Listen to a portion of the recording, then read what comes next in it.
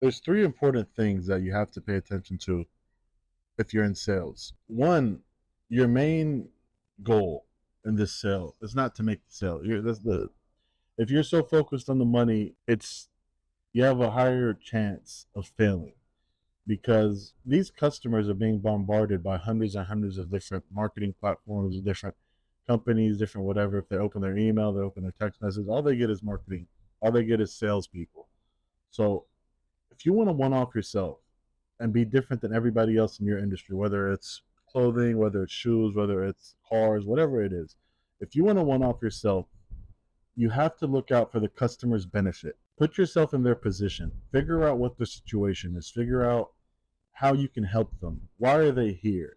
Why do they need you? Why do they ask yourself a question? What do these people need? Whenever you're looking out in the customer's benefit, you build a relationship, you build some kind of trust foundation between you and the customer. So that leads to step number two. If the customer likes you as a person, not as a sales guy, not as somebody he did business with, they did business with, if they like you, they're going to refer you to two or three of their friends. They're going to talk about you. If it was a good, pleasant transaction, and at no point did they feel like they were getting screwed or they didn't have someone by their side, they're going to refer you to their customer. So that leads you to step number two. Ask for referrals. Offer referral fees. Tell them, hey man, talk about me. If you liked everything I did today, please support my family, support my business, support my sales, support whatever. Please help me out as a young person or as a person. Please help me out and please tell your friends about me. Please share it on Facebook. Please just talk about it.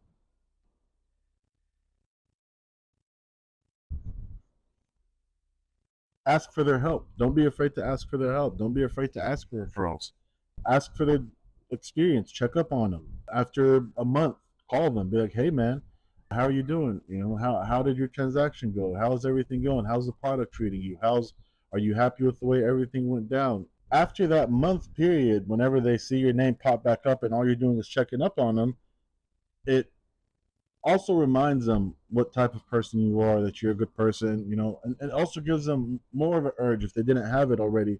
It gives them an even more push to talk about you to their friends. That's step number two. And number three, get testimonials. Get testimonies. Get videos of them talking about you, talking about your product. That's what's going to sell your next product. That's what's going to sell your next lead, your next customer. Whenever that customer sees that that person trusts you, if they see a video of that person on their social media or on your website or whatever it is, if they see that happy customer, face to a happy customer, it'll make them a lot more comfortable to want to deal with you. Think about it. If you were looking at a service or you're looking at a product and then in the reviews you saw three or four really happy customers, you're you have a much higher chance of going with that product or that company just because of the fact that you see that, okay, there's people that have done transactions with these people, they're happy, they're satisfied. Cool.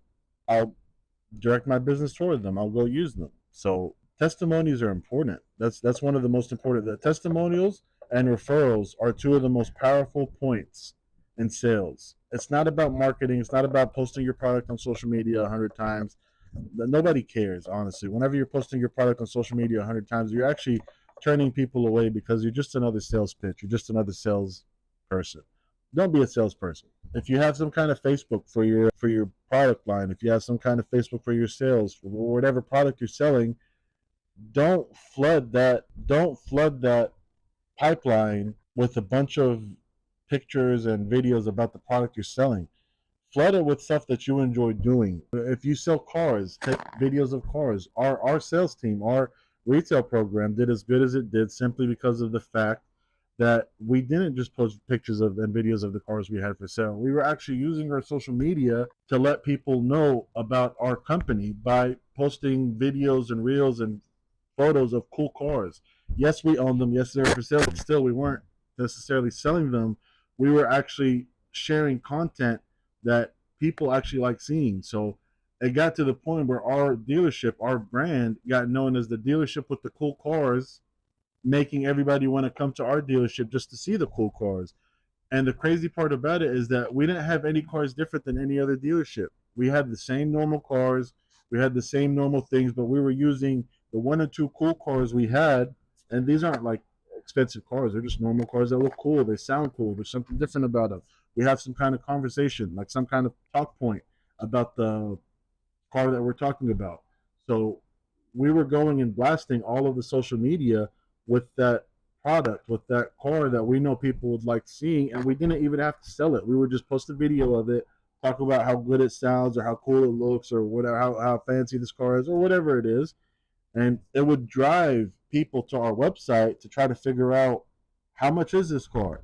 What's I want more pictures. I want to see more information about this car. So you don't have to necessarily list products for sale on your page. All you have to do is relate to your followers. Figure out what it is they like seeing and just do a lot of it. Do a lot of it. Do 2 to 3 videos a week. That don't you don't have to do anything crazy. It doesn't take anything to do 2 or 3 videos a week. They don't have to be any fancy reels. They don't have to be any fancy photos. They just have to be videos or posts or whatever that people like seeing. And you just have to be there to kind of talk to your customers as they respond to that post. You want to interact with them. You want to engage with them. So try that. Let me know how it works.